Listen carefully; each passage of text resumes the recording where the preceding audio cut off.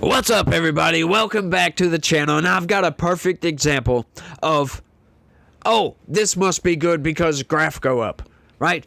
This single-minded fixation with, hey, if it makes the graph go up, this is going to be better. If it makes positive numbers over here, it's got to be good, right? Check this out, y'all. This is great. I love this single-layer, surface-level thinking. I love just breaking this stuff down. Check it out, though. Remote control. How Trump's return to office mandate will short-circuit federal talent. Now, I will say right from the jump, spoiler alert, they never explain how it will short-circuit federal talent. They don't actually explain that. They just say, we should do this because graph go up. President Trump's recent executive action and the guidance that has followed, mandating a return to full-time in-person work for federal employees, is not just misguided, but a blatant disregard for empirical evidence and modern workforce trends. Yeah, modern workforce trends. Doesn't sound like empirical evidence there, does it? A trend is not necessarily empirical, is it? This ham-fisted approach to government management will likely prove counterproductive, undermining the very efficiency and accountability it claims to promote. Now, I will say right off the top, I'm going to blaze through a lot of this, okay? So just keep this in mind. Donald Trump is coming into office to slash the federal workforce, to get rid of employees. So you can probably already see where this is going. Now, let's keep going. The Office of Personnel Management's own very recent research provides incredibly strong evidence of the benefits of remote work options in strengthening the number and quality of applicants to federal job opportunities. Remote job postings attracted significantly larger and more diverse applicant pools, receiving an average of 233 applicants, over 14 times more than the non-remote positions. The expanded talent pool allows agencies to be more selective and potentially higher quality candidates, a fact that seems lost on the current administration. Now, is that, once again, I'm going to interject, is that the job of what Donald Trump is trying to do? No. Our independent research at the University of Southern California's CLEAR initiative collaborates these findings. We found that remote job postings not only attracted larger applicant pools, but also closed faster, with a mean posting length of 11 days versus 21 days for non-remote positions. This efficiency in hiring is something the federal government desperately needs, yet the executive action seems determined to ignore. Now, there's something I do want to say about this. They're totally correct about that. You can get a lot more people that would love to work from home. That doesn't mean that they're going to be better employees. That doesn't correlate. I'm sorry. That's just not factual right there. More does not equal better, right? You might have a larger pool, but what does that say? Like, honestly, people that want jobs, they are willing. They don't care if it's a remote posting or not. People that just want to get out there and go work, they don't care about this. They will travel to go do their job. Those are hardworking individuals. Anybody who just doesn't care about a remote posting, they will travel in. They will go in every day to go to work. That's hardworking people. That shows right there, just from that those people want the job. They want to go to work and will be a hard worker when they get there. Why? Because they need the work. They need the job.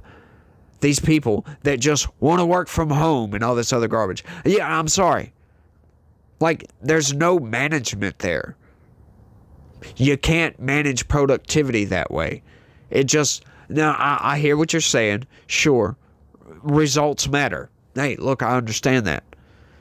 But you still can't manage productivity in that manner. Now, I know there's benefits to it, and I'm not saying it's a bad thing, remote work. I'm not saying that at all. I'm just saying that this is not what Donald Trump is trying to do. And outside of that, to their argument, just because graph go up doesn't mean the graph is going to go up, right? In other words, more candidates don't mean better candidates. It's not what that means, by the way. What's more, we examine the location variation for federal jobs. We use a coarsened exact matching approach that allows us to match remote and in-person jobs on essential job characteristics and use regression on the match sample for doubly robust estimators. Right, word salad. In other words, we compared hiring outcomes on location-based positions to their remote counterparts, i.e., the same agencies and at the same level and federal occupational series for the years 2021 to 2023 using USA Jobs and USA Staffing data. That was a bunch of nonsense right there.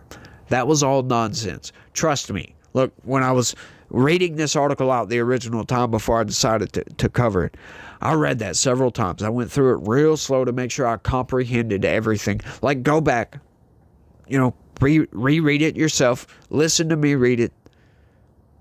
It's nonsense. We find that posts that offer remote work are associated with over 200 more applications received, 10 less days to close, and 0.5% more hires, or 0.5 more hires.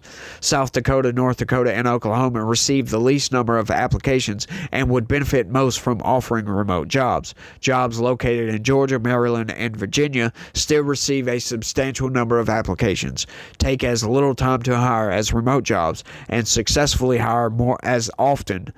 We show that while remote jobs expand the applicant pool overall, states with a less robust supply of workers benefit substantially more by offering remote work.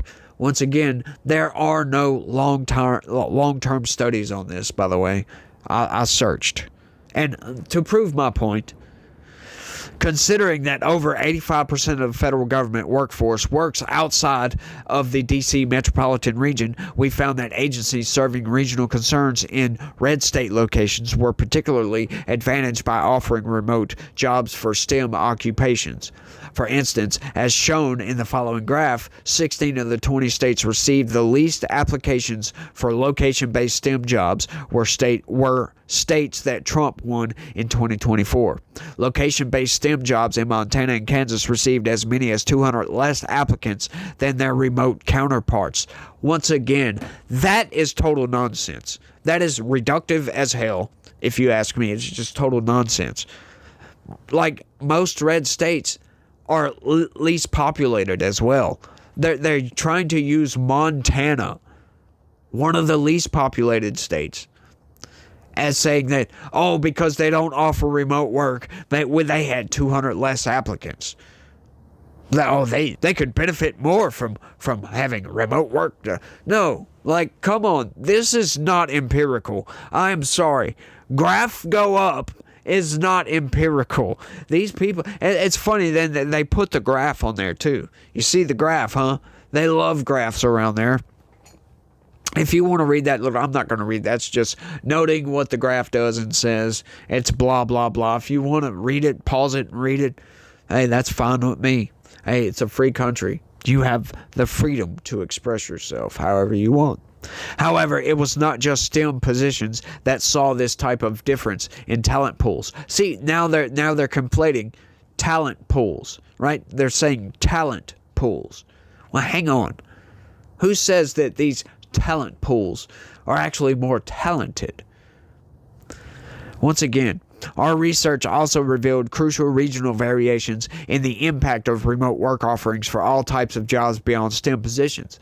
This includes positions in administrative and office support, communication, business, and financial management, and even in some in public safety.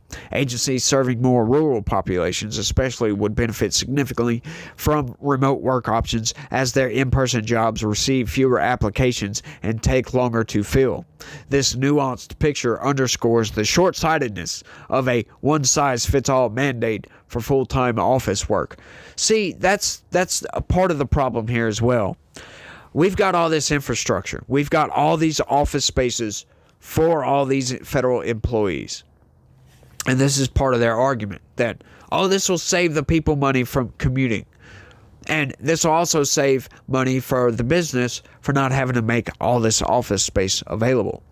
Well, hang on. If you've already built the infrastructure for the office space, that's a waste of office space, by the way.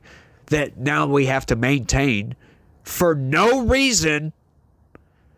Like, once again, this entire thing, they're claiming to be, this is an intellectual study on how stupid Trump is. But yet, all it takes is a little bit of logic to deduce that, hang on, this isn't empirical at all. This is simply these people saying, hey, this is better because graph go up. I'm sorry. Graph go up does not always mean a good thing. Does not always mean good thing, by the way.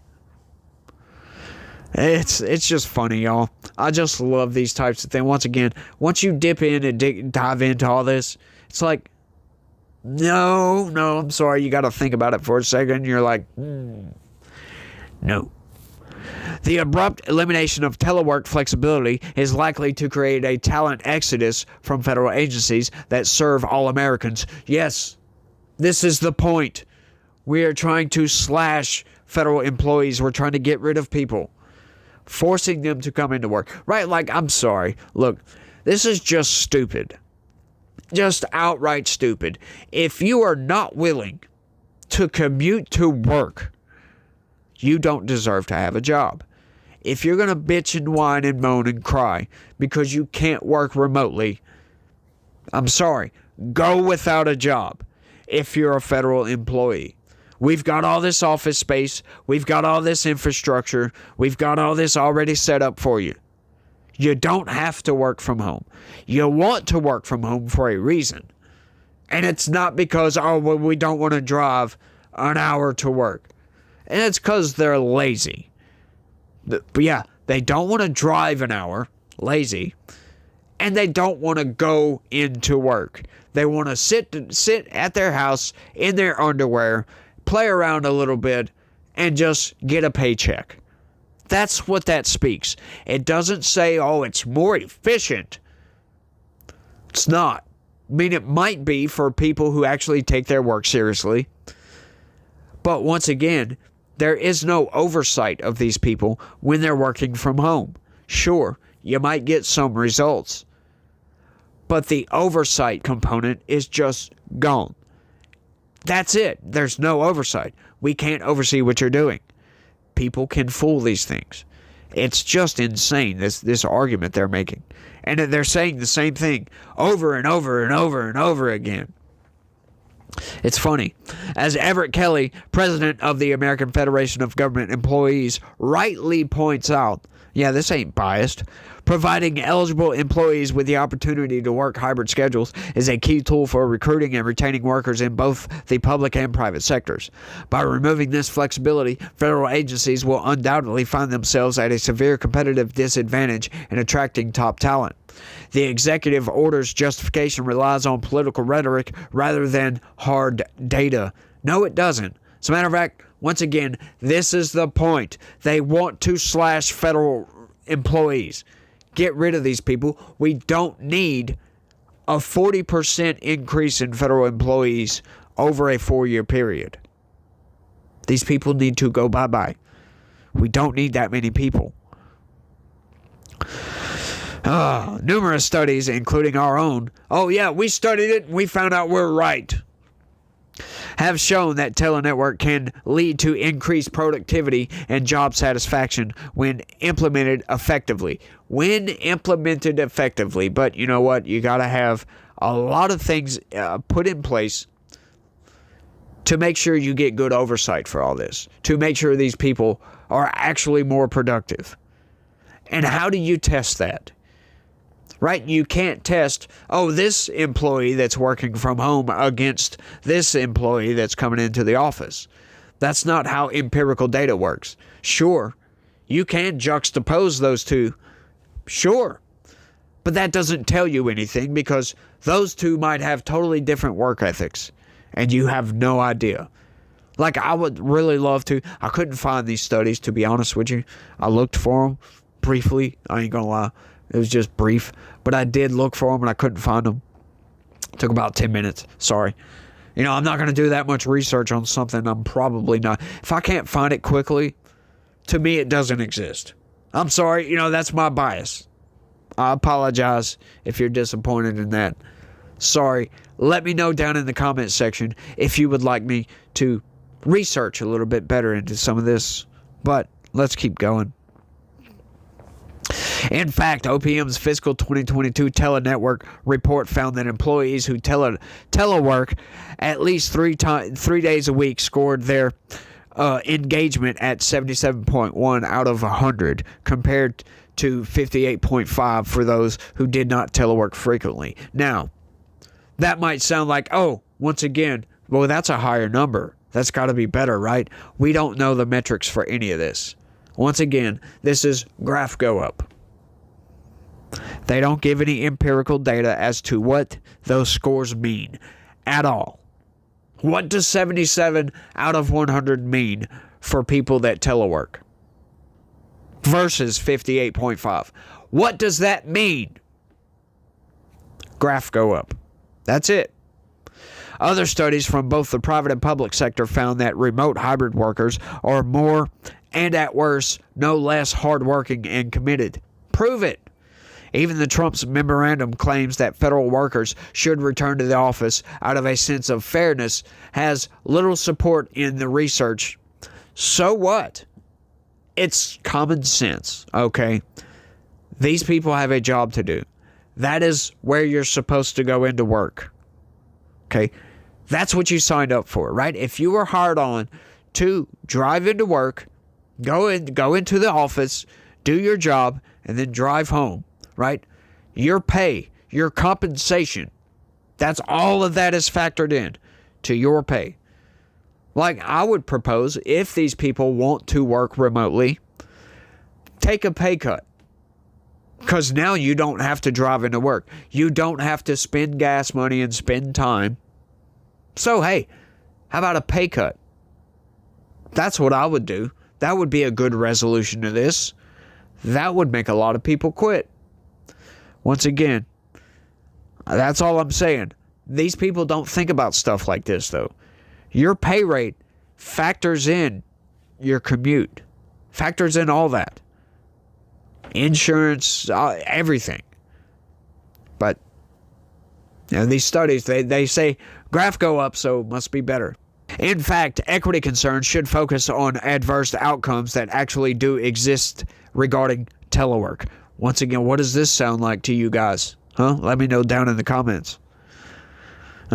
Funny. For instance, among federal workers who requested telework arrangements, those with disabilities were substantially more likely than others to have their requests turned down. What? Like, sorry? Once again, that's not empirical. Substantially. Give me some hard numbers here. You just say substantially, that's not empirical at all. Once again, oh, bad, graph go down. Furthermore, the order completely overlooks potential cost savings associated with telework arrangements. Reduced office space requirements, lower utility costs, and decreased commuting expenses can result in significant savings for both agencies and employees. By mandating a full return to office work, the administration is more likely wasting than saving taxpayer resources. Once again, like I said, no, they're not. Because all of these office buildings, they're already built and they have to be maintained. And if nobody's working in these office buildings, why maintain this building? They're not going to get rid of the building. Who are they going to sell it to? Like, seriously, think about this. Plus, if you have an office building and 80% of your workforce is telework, right, all this office space it's already been built. You can't not run the utilities because you got 20% of your workforce still coming into the office. So you still have to have all the supplies you need, paper and all that crap. Right? You still got to give these people, the telework people, whatever supplies they need to work from home. Right? So now you have like computers. Take computers, for instance. Right? All the computers are going to be there for all these people because at some point in time, they worked at the office. Now they're working from home. Right? Do they take that computer from the office and bring it home? I doubt it.